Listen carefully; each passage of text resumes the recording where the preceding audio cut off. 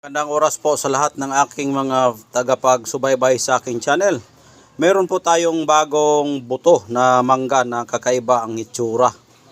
Ayan, napakagandang buto na ngayon ko lang ito nakuha. Ayan. Hindi ko inaasahang makuha ko po itong buto ng mangga na nagiging bato. Ayan. Kanina ko lang ito nakita na naglilinis ako sa puno ng mangga dahil nanguha ako ng panggatong at meron po akong natapakan na bunga ng mangga nga hinog at biglang na apakan ko at nadulas ako at ito po ang lumabas. Yung kanyang buto po ay nagiging bato po. Ayan. Napakagandang hitsura sa kanyang pagkabuto. Maraming kulay, may orange, mayroong white, mayroong blue.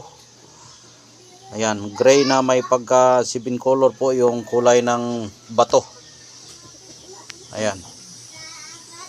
At yung kanyang sibol, ito po yung sibol niya. Ayan. Napakagandang tingnan. Ayan. Ang haba niya ay tingnan nyo. Sobra isang ayan, inches, 1 inch ba yan? Oh. Ayan o. Ayan po yung haba niya. At yung kapal niya, ayan po yung kapal niya. Ayan. Malaki-laki kunti yung kanyang buto. Ayan. Ang gamit ng mangga ay maganda yan sa pangkalahatang proteksyon. Bakit ko nasasabing pangkalahatang proteksyon po yan? Dahil nga yung mangga ay maganda siya sa business. Yung mangga matigas yung puno. Hindi basta mamamatay yung mangga kapag hindi patayin. Kaya maganda din yan sa mga bagyo. Yung puno ng mangga hindi yan basta-basta matumba. Meron nga mga antingero na ginagamit nila yung kahoy na nagiging bato lang. At ito pa kayang buto niya na nagiging bato ay napakaganda ito sa kahoy na nagiging bato dahil lumabas siya sa kanyang bunga na nagiging bato. May halo din itong proteksyon. Yan, proteksyon at panghalina gayuma bunga sa mangga. Yung mga mangga kasi ay maganda yan sa panghalina, maasim, tutulo ang laway at yung tao ayaw makaayaw dahil nga tutulo yung laway nila. Kaya maganda yung prutas na mangga na pangpaswerte na panggagawing pang-business, panggayuma, panghalina. At may halong proteksyon. Ang paggamit ito, ilagay mo lang ito sa pula na tela. Tapos pwede mo ihabak, pwede mo rin ihalo sa paglalagyan mo ng pera. Yan po ang paggamit sa mutya ng mangga. Ayan. Mayroon nga dito kapitbahay namin, may dala siya na mutya ng mangga, nagkain siya, binaril siya, hindi siya natamaan. Yun lang ang dala niya. Ang baril na ginamit yung pugakhang. Dito kasi sa Mindanao, kuot-kuotan kasi yung tao dito, pugakhang yung binaril. Tapos kinikwintas niya yung bunga ng mangga na nagiging bato, hindi siya natamaan. Nakakain pa nga siya yon. Yung kumakain kasi ng tao, tapos barilin mo yan, sumpa daw yan. Pero yung dinala niya itong bunga sa mangga na nagiging bato, yung may dala siya, ay hindi siya natamaan. Tumakbo yung bumaril sa kanya habang nakakain siya. Ang kwento niya sa akin, yung dala niya ay bunga ng mangga na nagiging bato. Yun ang kwento niya. At pinakita niya ako sa kanyang bunga ng mangga, yung buto ng mangga nagiging bato. Ang kulay niya ay puti na napakakintab yung kulay niya. Puti. Tapos ang laki, ganito lang kalaki pero iba ang sa kanya puti. Linghod pa yung sa kanya. Linghod, bata pa yung kanyang buto na nakuha. Ito sa atin, hinog na. Hinog na yung sa atin. Tapos nalata na yung kanyang bunga at naapakan ko, nadulas ko, biglang sumulpot. Ito ang kanyang buto. Ito pa ay may himulmul pa po ito. Yung himulmul niya bigla pang sa sobrang lambot na sumulpot po yung kuan, lumabas yung napakan ko itong kanyang buto. Ito mayroon itong takip na may mga bulbol, himulmol, tapos na bulok na. Ito po yung sa gitna. Ayan, hinog na. Overripe na talaga yung kanyang pagkabunga. Hindi ko sana ito matuklasan na hindi ko naapakan dahil naghanap kasi ako ng panggatong ng mangga sanga na aking kinukuha doon sa puno na may mga patay na mga sanga.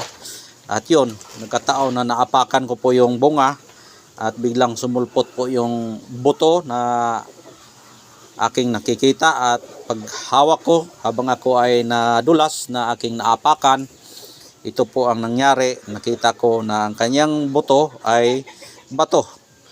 Kaya napakaswerte po natin dahil hindi naman lahat ng tao na binibigyan ng karapatan na makakuha ng mga mutya, mas lalo na kapag ang taong walang alam sa mga ganitong klaseng mga kwento sa paghahanap ng mutya at paghahunting ng mutya, ay hindi lahat ay binibigyan. Kaya ito ay binigyan tayo dahil hindi lahat binibigyan. Kami ay tulay lamang para makakuha din kayo, para mapasa inyo ang mga gamit na binigay sa atin ng kalikasan.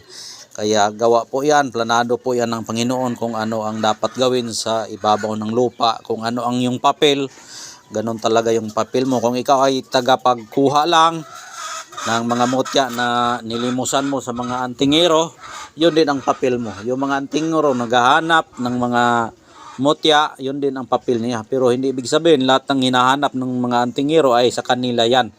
Yan po ay keeper lang po sila ang tagahawak at sila ang nagbibigay sa nangangailangan ng mutya. Dahil lahat ng nangangailangan hindi binibigyan. Kaya pinadaan lang sa ating Panginoon na ipadaan sa tao na may mga keeper para sila ang bibigyan. Dahil ang mga keeper po ay marunong maghanap ng mga mutya, maghunting ng mga mutya, sila ang may karapatan na makakuha, kaya sila ang maraming kinukuhang mga mutya. Yun po ang mga papel bawat isa sa atin. Kaya sana maintindihan ninyo yung bawat isa sa atin na kung ano ang ginampanan nating papel, ayun talaga. Kaya lahat ng aming gamit ay hindi mapara sa amin, kundi para sa inyo po yan na nangangailangan, katulad sa inyong walang mga mutya. Yun po ang papel ninyo. Kaya maswerte tayo na binigyan tayo ng ganitong kwento na nakaprograma sa ating likas na kalikasan, likas ng ating pagkatao, likas ng planado ng Panginoon, lahat itong ating ginawa. Kaya yun lang po ang aking masasabi sa nangangailangan po ng ganitong klaseng mutya na mangga. Ay ito po ang mapasa inyo. Kung sakali ito'y mapaibig ninyo at maibigan ninyo ito, ay ito'y para sa inyo. At may number ako dyan na iniwan. Pwede kayong tumawag sa akin, 0948-066-3790. Yan po ang aking number, pero ilalagay ko po yun sa aking title, sa aking vlog, ang aking number. Pwede nyo akong tawagan. Kung nandyan po kayo sa ibang bansa, meron akong Facebook account, Commander Bugtungan. Ulitin ko po, ang aking Facebook account, Commander Bugtungan. Yung aking profile, yun, nakakwintas ako ng malaking mga agimat o anting-anting. At mataas po yung aking buhok at may mga sundalo sa likod. At yun po ang aking profile na original. Para makita nyo talaga, pwede kayo makipag-chat, video call, para makita nyo ako kung ako ba talaga yan, para hindi kayo ma-scam. Dahil maraming gumagaya sa aking muka, gumagaya sa aking account, pero hindi naman ako. Kaya gusto ko ay video call, kung siya ba yan talaga, ayun, yan na talaga. Kaya yun lang po ang aking mapapayo sa inyo. Maraming salamat po at God bless po sa inyong lahat.